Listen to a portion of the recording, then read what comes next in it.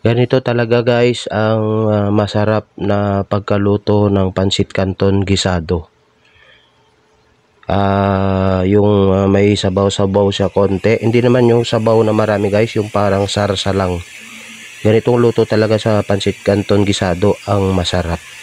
So samahan nyo ako guys at magluluto tayo. Isi-share ko yung aking recipe. Paano natin papasarapin ang pansit canton gisado. Okay, gagawin natin guys, maglagay tayo ng mantika sa ating kawali. Tapos unang gagawin natin, igisa natin yung ating sahog na karne ng baboy. Yan, antay lang natin magmantika guys. Pag magmantika na, pwede na natin igisa din yung ating bawang. Tapos susunod natin igisa yung ating sibuyas. Yan, i-toasted lang natin yung ating bawang saka sibuyas guys, para mas lalabas yung kanyang aroma. Okay, lagay na rin natin yung ating carrot saka yung ating bagyo beans. Ang gagawin natin dito guys sa ating gulay ay igigisa natin kahit half cook lang yan guys. Okay lang. Ayan, tapos haluin lang natin guys. Ayan, pag okay na, pwede na natin isama yung ating repolyo. Tapos maglagay tayo ng paminta. Tapos kaunting toyo. Ang purpose na may toyo na guys, para manuot naman yung ating toyo sa ating gulay. Ayan, halo-haloin lang natin para maganda yung pagkaluto ng ating gulay. At guys, sa mga hindi pa po nag-subscribe dyan, pa-subscribe po sa ating channel. And don't forget to click the notification bell para lagi yung updated sa mga bagong upload natin mga video. Okay, magpatuloy tayo. Pag half cook na yung gulay guys, pwede na natin hanguin and then set aside lang natin. Mas masarap kasi sa pansit guys na medyo malutong-lutong yung ating gulay. Sa kawali guys na ating pinaglutuhan, bali maglalagay tayo ng tubig, tapos maglalagay tayo ng toyo, tapos maglalagay tayo ng pamintang durog, saka yung ating pork cube. Tapos maglagay na tayo ng asin guys.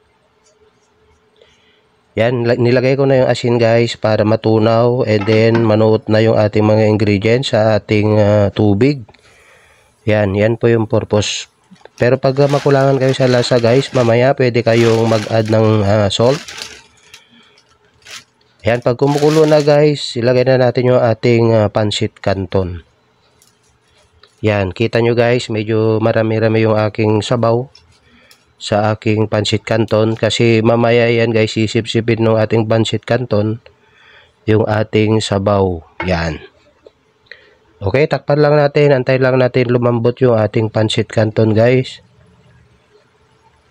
At ito na nga guys, at malambot na nga yung ating canton. Ayan, pero okay pa yung sabaw yan guys, magbabawas pa yan mamaya. Ayaw ko kasi yung pansit canton guys na yung dry na dry. Yan, mas masarap tong recipe natin na ito guys. Yan, maglalagay tayo ng oyster sauce saka seasoning powder. Dagdag lasa sa ating nilulutong pansit canton gisado. Yan, haluin lang natin guys para manuot yung mga nilagay nating mga ingredients. Ayan, dahil malambot na at kaunti na lang yung kanyang sabaw guys, pwede na nating ilagay yung ating gulay. Ayan, bali nagtira lang ako ng kaunti guys para sa ating pang topping mamaya. Ayan, kita nyo guys, di ba? Ang daming sabaw kanina pero nawala na yung ating sabaw. At ganitong pansit gisado guys, yung talagang gustong-gusto ko. At ito talaga guys, yung talagang masarap na pagkaluto ng pansit canton gisado. Yan, yung may sarsa siya. Yan, kasi pag serve nyan guys, mawawala na yung sabaw na yan. Sisip-sipin na ng ating canton. At ito na guys, tapos na tayong magluto. Ayan, so ilalagay na natin sa ating mangkok.